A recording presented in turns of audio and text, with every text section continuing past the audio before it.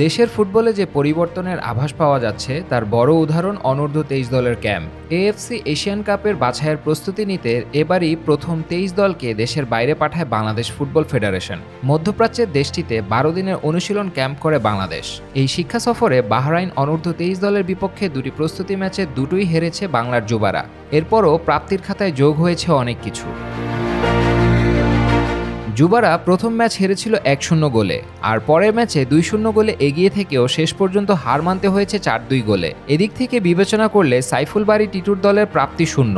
তবে বাহরাইন সফরে যুবাদের লক্ষ্য শুধু জয় পরাজয়ে আটকে ছিল না, দলের খেলোয়াড়দের শক্তি আর দুর্বলতা খুঁজে বের করা ও কম্বিনেশন ঝালাই করে নেওয়াই ছিল মূল লক্ষ্য।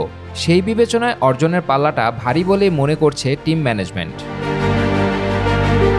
প্রথম ম্যাচে 1-0 গোলে হার, আর দ্বিতীয় ম্যাচে এগিয়ে গিয়েও 4 গোল হজম করা। কোন ভুলের জন্য 2 ম্যাচই হারতে হয়েছে, দুর্বলতার জায়গা কোথায়, কিংবা খেলোয়াড়দের বোঝাপড়ার ঘাটতিগুলোই বা কোথায়, এসব বুঝতে সুবিধা হয়েছে কোচদের। এমনটাই ইঙ্গিত দিয়েছেন সহকারী কোচ হাসান আল মামুন।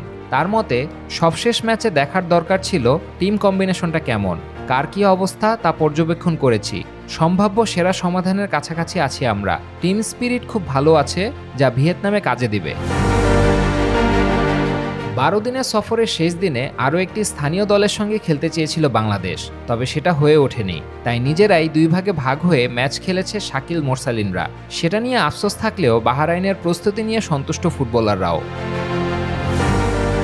দেশে ফিরে ঢাকায় 2 দিন অনুশীলন করার কথা রয়েছে অনূর্ধ্ব-23 দলের। এরপর ভিয়েতনামের উদ্দেশ্যে ঢাকা ছাড়বে বাংলাদেশের যুবারা। সেখানে ইয়েমেন, সিঙ্গাপুর ও ভিয়েতনামের বিপক্ষে খেলবে বাংলাদেশের যুবারা। সাইফুল বারী টিটুর দলের সামনে লক্ষ্য থাকবে একটাই, বাছাই পর্ব পেরিয়ে মূল পর্বে জায়গা করে নেওয়া।